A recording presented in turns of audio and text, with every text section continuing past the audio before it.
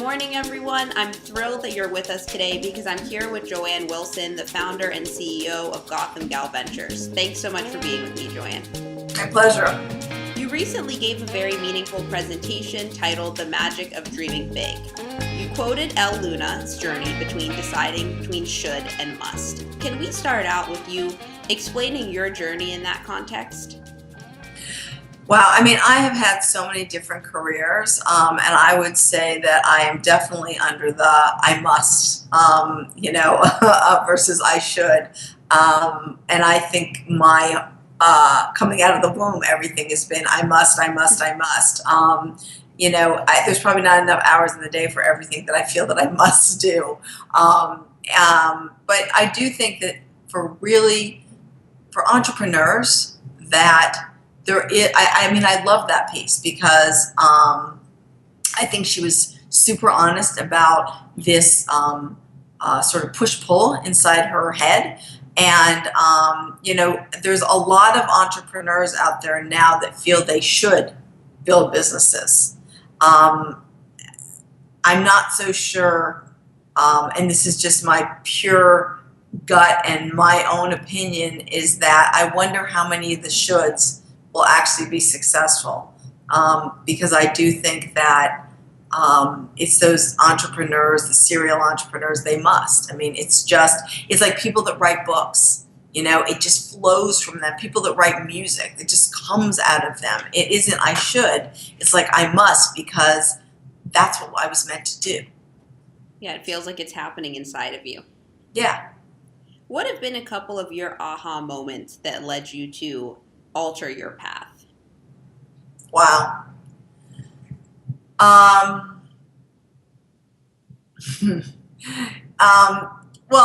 started out in retail and wholesale. Retail. My aha moment leaving retail was that the company was going private. The whole markets were changing. And I knew enough to be dangerous in regards to knowing that if I was going to be part of a privately held company, what was I going to get in stock? What was I going to get from the benefit of that? I was 27 years old, maybe 26 years old, and they're like, it doesn't work like that. And someone told me women don't move as quickly as men, and I'm like, okay, I'm out of here. Then I went to the other side. Very interesting, sprint through that part of the world. And at the end, when I left, I had this thing in my head that I had these kids, and because I had these kids, no one tells you really what it's like when you have children, and the expectations, like someone actually has to feed them and get them dressed and like out the door in the morning and watch out for their well-being. Sorry about that. And when that happens, for some reason I had in my head I should be doing a different kind of job. But the reality is the person I was working for who fired me was like, I should be hired working for you, and you should be that person 2 heads above that person. And that was an aha moment. I'm like, okay, I'm out of this industry. And then I went home, raised kids for a while, and then had an aha moment in regards to, sitting around at play dates with women that I found very uninspiring, that I need to figure out how to get back in the game. And so I was lucky, started working in the tech industry, and was able to grow that. And then, got out because another aha moment. I think every time I've made a shift in my career, it's been an aha moment. Even the first time I made an investment, I had been watching a company from afar, and my husband came home and said, they're raising money. And I was like, really? And he's like, you should invest in them. You'd be really good at it. And I was like, okay, aha moment. And there I went. So I think that every single sort of new road that I have gone down has become, it's an evolution, but it's also been these moments that have been sort of shifting. It could be a good blog post. I like that. All my aha moments. You spoke recently about that in a blog, actually, in Light of Transformation. And you said, if things change, then I can transform into something else. That is empowering. Yes. Yeah. Yeah. I agree that it's empowering, but sometimes it's intimidating because I don't know what aha moment is going to come next, and I don't know how to deal with that uncertainty. Listen, I'm a huge risk taker. I mean, I could make a decision every day, every hour. If it doesn't work out, I'll make another decision and fix the last decision. I mean, that comes out of my DNA. So I have no problems with failure, or taking risks. None of those things bother me. And so because of that, I think that you know. I see a lot of people, particularly young people, that are so afraid of failure. I think you have to be able to just say, life is long, and I'm just going to keep moving forward. With that in mind, how do you personally measure success now or in the next 10 years? I think everyone measures success differently. To me, I think the best success is being able to get up every day and be happy in what you're doing. I know. I mean, and I used to give this advice to people that work for me, when I was 22 years old, which is if you get up every week for 3 weeks and you think, ugh, the thought of going into this place here is just the worst. Because I was in retail. Like, there's no reason to like retail. You either hate it or you love it. And if you get up every day and think this is just awful, this is not the right place for you. Rethink what you want to do. I mean, life is short, and you should, enjoy your friends and your life and what you do all day in order to pay the rent. So as you move forward then, what does the phrase spend as little time in cosmetics mean to you? Well, it's the best advice someone ever gave me. Which is put yourself in uncomfortable positions. It's hard not to. I mean, I wrote about this amazing woman, Diane Hessen, on Monday, who was at a company for 18 years. And, she kind of woke up one day and said, 18 years is ridiculous, and doing it again. And I think that the best way to move yourself and move your brain forward is to put yourself in positions that are uncomfortable that you can learn from, because it helps you grow. So all of those things have come from your blog, which I love. Can you just give us an intro into how you started blogging? Yeah. What is it? We're in April, right? So I've been blogging for, I think, 11 and a half years. It's crazy. There's plenty of days where I'm thinking, oh my God, I've run out of content. It's over. I was moving from one industry to another. The whole tech industry had basically had ceased in many ways to exist. It was kind of on cruise control. And I had made a decision that I didn't know what I wanted to do next. I was thinking a lot about it. I knew that I didn't want to go help someone grow their company again. I wanted to be in control of whatever I wanted to do. I had, at this point, had more than a handful of companies where I had made the CEO incredibly successul, and every time a man. And I'm just like, I've resigned from that position. And so blogging sort of came into, the new hot thing. And my husband had started blogging about 2 weeks before I did. And he's like, you should try this. Maybe this would be something you could do. And I thought, this is interesting, because I don't want to lose my connections and my credibility to the tech industry, as I'm kind of at home now and figuring it out. So this would be a great platform to continue those connections, and maybe, I don't know, maybe something will come out of it. And so, that's really why I started doing it. It's fun. At one point, I was going to write this book. This was about a couple of years ago, and I decided not to, for a variety of reasons. And I went back and I reread posts from the very, very beginning. Although then people didn't post every day, it was like if you did twice a week, you were like way ahead of the game.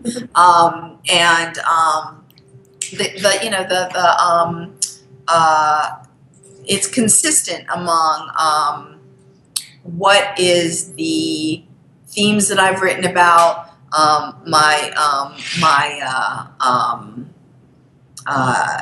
what I talk about, all of it. And so it's kind of nice to see.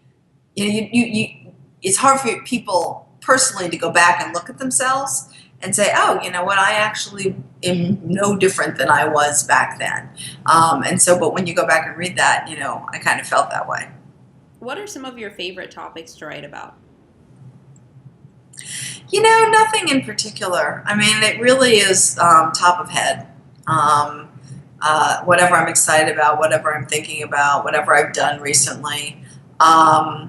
There's nothing in particular. I mean, I do love that I do the Women's Entrepreneur Post consistently. I really enjoy talking to those women. That's the hardest post to do. I get more excited when I see it spark something in a bunch of people and the discussions start. How long did it take you to get that traction? Was there a lot of traction when you first started out 11 and a half years ago, or was blogging not that big? It wasn't that big. I think everyone knew who each other was, But it's just been slow and steady, and I've really done nothing to that's true. increase the traffic. It's been completely organic. I mean, I talk about it and think about it like, oh yeah, maybe we'll have some time next week to figure out how we can grow the traffic, and we just never do it because it's just not top of mind. I think what's great though that I've noticed since I subscribed to the blog is, like you said, the organic conversations that start, and I've seen things from someone sharing a story that their grandmother told them to how they're dealing with gender in the workplace, and it's great to see even conversations that you're not involved in, other people taking it off of the blog and talking. Absolutely. And I think that is the power of the internet. I mean, I was less enthused about my mom's comment about my brother and I not dressing that well, but that's okay. So I'm really excited now to dive into your work as an angel investor. You invest in a wide range of companies like Spring, Loverly, Food 52. Are there any recent investments you're particularly excited about?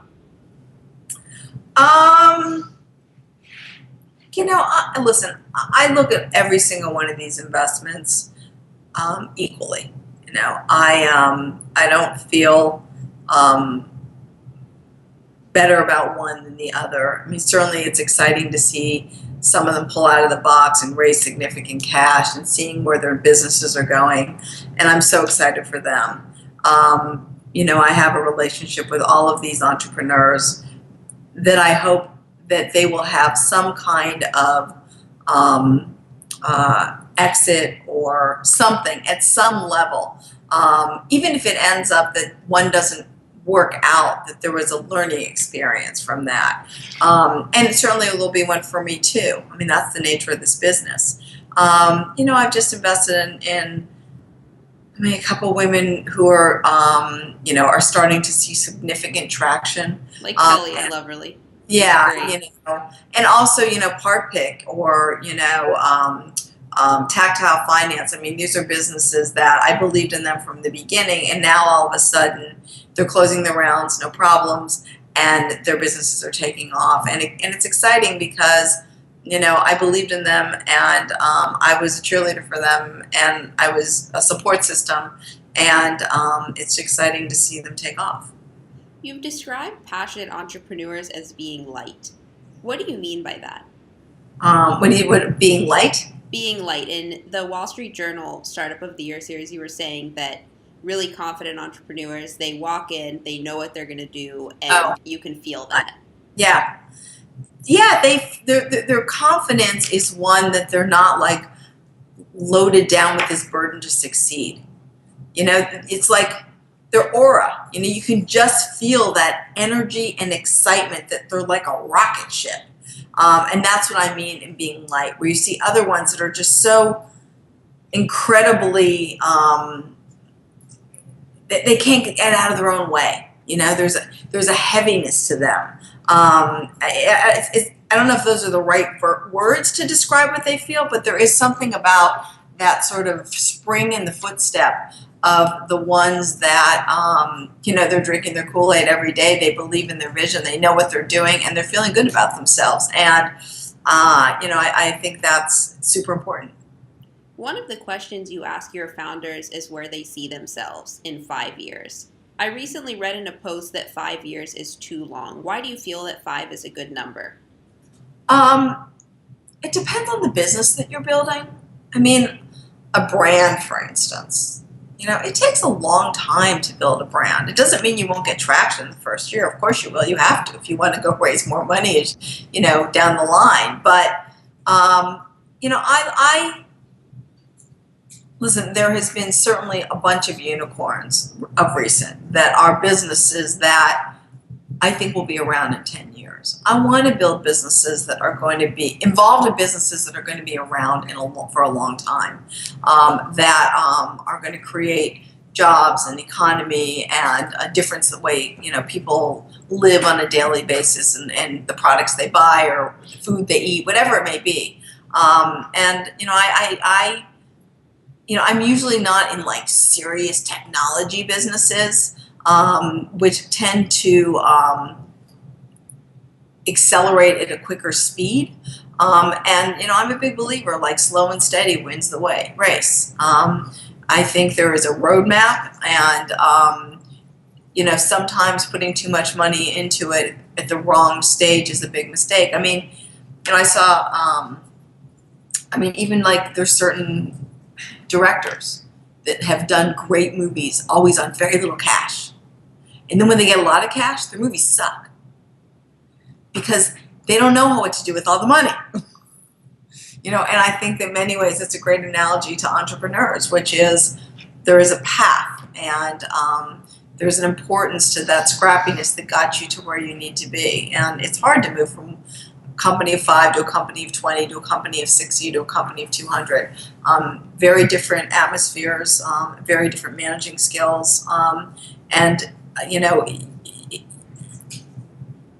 We don't grow into them quickly because we do move pretty quickly as businesses. Whereas if you're in a large company, you got promoted each time, it could be 8 years before you're managing that many people. Very true. You recently spoke about that in a great post on valuations, and just as you alluded to, you think it's better to start low, and you said raise enough for an 18-month runway and then kind of figure out what the model is going to be. Because that's not happening as much anymore, what is the solution to go back to that scrappiness so we can build a strong foundation? I don't know. I really don't know. I mean, there are so many components to this conversation. There is 6 years ago, you could hire a tech person for, $60,000 a year, and they believed in the vision, and they were like, you know what, I'm in. And now, there's a lot of visions. So they're like, I need $150,000 in this much of your company in order for me to come on, because I've already proven myself here and here. So it costs more money, and you also need to have an iPhone app and an Android app, and there has to be perhaps a lap, just a back face that's straight on your desktop. And so you have all these different components now. It costs money, and you have businesses that are disrupting things that we used to do in the analog world that's going into the digital world, buying a mattress or shopping for food, and all these things are changing, and it costs money. For me, I don't want to invest in companies that are, and so I understand the need for money, and I understand that a founder doesn't want to sell more than 20% of their business. So let's say they need $2 million, so that's a 10 post, but is the company worth $10 million? And then, but I do understand the 2 on the 8 with the 10. And then what happens when they take all this money in, and then they're worth 800 million? And where do they go from 800 million? And so there's all these different factors. And you also have a lot more people who are entering the market at my level. it's very, very complicated, and I think that I need to stay true to my thesis. And if it ends up that there's a time period where everything I see is insanely overvalued, then I will step back and continue to see and work with people and meet new people until maybe it comes back down, or maybe it evolves into something else. Once you do get involved in around and in supporting an entrepreneur, what are some of the areas that you're most excited to contribute to their company? I guess I think of myself as like the den mother when I invest in these companies. It's anything from, uh, my shared experiences around something that's in their space, helping them think through firing an employee, hiring an employee they want me to meet, thinking about who would be the right investors, helping them get in front of the right people for the next round. What does a work chart look like? What makes sense? Giving advice. Anything and everything. And I do strongly believe particularly when I talk to entrepreneurs that have the wrong investors, that have gotten screwed in valuations, that have term sheets that they've signed that are incredibly egregious. I think then, the value I provide is helping someone navigate the world from now until perhaps Series A, maybe Series B, and continually talk to these people. I don't stop out of their lives, but to have someone's knowledge that has been through it and seen it is really valuable. And so I think that is really what I bring to the table, because I'm never the person who's going to write the $1 million check, but I know the people that do, and I can help them figure out what makes the most sense. Yeah, I love that you said you want founders to come to you with the good news and the bad news. Oh, yeah. I think it's super important. I've learned from that experience. I was at an event last night, and everyone ran around the table and said what they did, and then what was the deal that got away. And I didn't talk about that. I said, I don't like to talk about the deal that got away, because there's always another deal coming in the door that could be right, it could be wrong. I said, what I like to talk about is the deal that was a disaster, and how much I learned from that disaster, and how those red flags now are burgundy. And that experience is much more interesting to me, becoming a better investor, than the one that got away. Great. So I want to shift gears for our last topic and speak for a couple of minutes on gender. I shared with you when I reached out that your conversation with Jason Calacanis on that panel at the Launch Festival really stood out to me.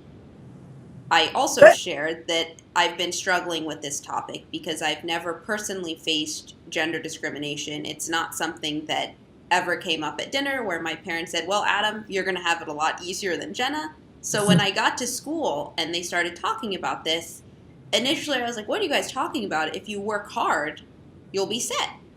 For you, this manifested itself at Macy's, as you shared, when a manager said, oh, just so you know, women don't accelerate as fast as men. Where do you think we are right now with this issue? I actually think we're in a good spot. I'm the alternate. I am the ultimate optimist. I always think the glass is, half full. I made a commitment when I started investing to invest in women, because very few people were.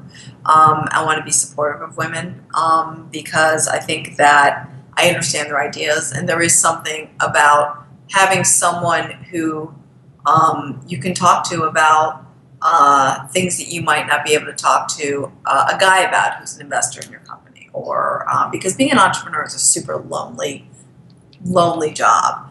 But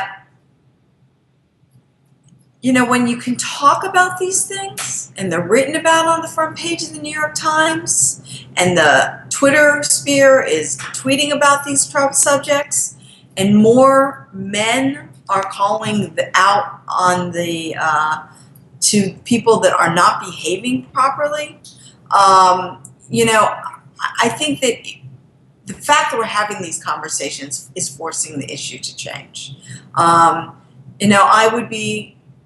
I think that when people are starting companies now, they're thinking about, do we have gender balance?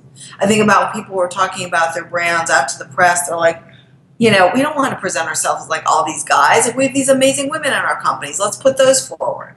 I know if I get a deck and it's a bunch of bros, I'm thinking, I don't want to be involved in this company. Like, you could figure out how to hire some women or get a woman involved in this thing from the very outset. I think that these are really good conversations that people are having. And if we continue to have them, then change will come. And so that these conversations are not being swept under the rug is a really positive thing. And, we're seeing more women really build their companies and are at high valuations and are exiting and are becoming the voice for a next generation. And as that happens and more women become investors, a lot of this will go, hopefully go away.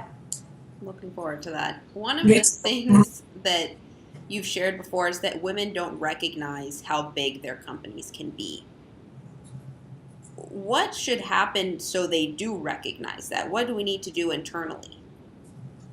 I don't know what we can do internally, I don't really know the answer to that. I don't see that as much from women sometimes in other countries. I don't know if that's a thing that goes on here. I really don't know the answer. Listen, I just invested in a company called UCode. And UCode is an after-school program really for, I guess you could even 6-year-olds, 6 to 11, when they really are doing after-school programs. It could be ballet or whatever. Then all of a sudden they become integrated into the school system and their sports programs or what have you, not very team-oriented for the school. But this is the pure after-school program. So instead of learning ballet, you're learning how to code, right? That's a beautiful thing. And, when you go into these schools and you see just as many young boys as you do women, young girls that are getting excited about this, that's a good thing because that empowers them to do something and take that into something different. Maybe girls aren't going to be, building, games around war, right? Because it doesn't interest them. But they'll be building games around how to build a business or whatever it may be. And so I do think that ability to code will level the playing field. Another one of your big contributions is the Women Entrepreneur Festival. Can you share some details with us about that? Yeah, so the Women's Entrepreneur Festival next year is going to be a year from now. It's going to be in April, not in January. We're shifting months. And we are, it's going to be bigger and better next year. It's not going to be at NYU. We're going to take it on the road, essentially, although in New York. And I think it's just time to take it to a whole nother level. The women that we have impacted, the impact we've made on women is incredible. Women that have found their business partners, women that have started their business. I saw someone Saturday night who's starting a new business, and she said it was that festival. I left and I was, oh my God, I'm invested in a woman who went to a panel and she thought to herself, why am I in this business? I understand this, and this is the business I should be in. Left the conference, started a brand new business. Fast forward, I'm an investor in her company. I didn't even know that until later on. She told me after I invested. And so, the impact that we've made on these women, and to be in an event where most of these women aren't household names, and the conversations that go on, the walls are down, anything from, where did you get those shoes to, how do you get your refrigerator full when you're running a company and you have 3 kids at home? I mean, these are conversations that nobody has. And I think those are really, really important conversations to have. And, they might seem trite, but the reality is these are things that get people through the day. And you got to function in all parts of your life. And so we're really excited about next year. I think we're going to have some fabulous sponsors and hopefully a really great keynote. And I think we're going to, sort of change the conference a little bit. It's going to be bigger, sexier, and much more interesting. And I'm really excited about it. Great. I'm excited too. So before we go, you gave me some great advice before we got started when I asked you what I can do to move this conversation about gender forward. And you said to be bold. I really admire you for being bold, whether it's on a panel, through your blog, or through your investments. You're championing this conversation forward and you're doing it honestly. What advice do you have for men and women to champion the conversation in a similar way and to be bold? When we were talking, when I was telling you before about this guy last night said, you got to call out your peers, right? Like, that is not appropriate, right? So I'm sure you all remember about, I want to say 2 years ago, it was a coding conference. I don't know if it was for Magenta or I don't remember what it was for. It was mostly males at the conference. And there was these 2 guys there that they said something to, they were making these really lewd comments about women. And the woman who was sitting behind them tweeted it out. Do you remember this? And it went viral. And she ended up getting fired, and they ended up getting fired from their companies. And, she was really angry in what they were doing. And she used social media as the platform. What she should have got done, as well as the other people around them, is someone should have walked over to these 2 guys and said, this is incredibly inappropriate. I want you to put yourself in my shoes. I'm an equal and a peer at this conference. I code as well. I'm also on technology teams. This is not where this conversation should be taking place. And if you want to have those conversations, go home and have them yourself. And instead, everyone around them sort of ignored them. And then I don't exactly remember the details of what she did and then put it out on Twitter. And there was a huge brouhaha. But you have to have the boldness in you to stand up and say, not okay. And I think, I called a guy out on something he did years ago who ended up investing in a business. And he said such inappropriate things to this woman. And I don't think he even knew what he was saying. I think he was just stupid. And I just pulled him aside and said, not okay. And next time you do it in front of people, I will call you out right here in front of everybody else. And he had no idea what he did. But once I flipped the tables and said, if I was talking about your son in that matter, would that be okay? And I think it was, oh, God, I never really thought about it. And so I do think that it's important to stop it when it begins. And I also think it's important that, if you have something that doesn't work in your company, wrong person in the wrong environment, same thing. I mean, I think all of us need to be open to disrespectful, wrong comments, gender issues, and to be able to bring them up and have those conversations. Because if we don't, they just all go back to where they were before, which is right under the carpet. Wow, that's a perfect way to end it. That is going to stay very firmly in my mind. I can't tell you how much I've learned from you today, Joanne. Thank you so much for being with me. My pleasure. Thanks for asking. And how can people stay up to date with your work and subscribe to the blog? Well, they can follow me on Twitter, at the Gotham Gal. They can read my blog, and you can sign up for an RSS feed. And I pretty much answer every email that comes into my box. It might not work for me, it might work for me, but I do answer. I think that, it might take me some time, but I get there. Is that it's hard to raise money, it's hard to share your ideas, it's hard to, make that leap of faith and start your businesses. I want to respond to people that are, trying to figure it out and give some advice, or, there's nothing wrong with saying this isn't for me, but I do give a look. Great, thank you so much. My pleasure.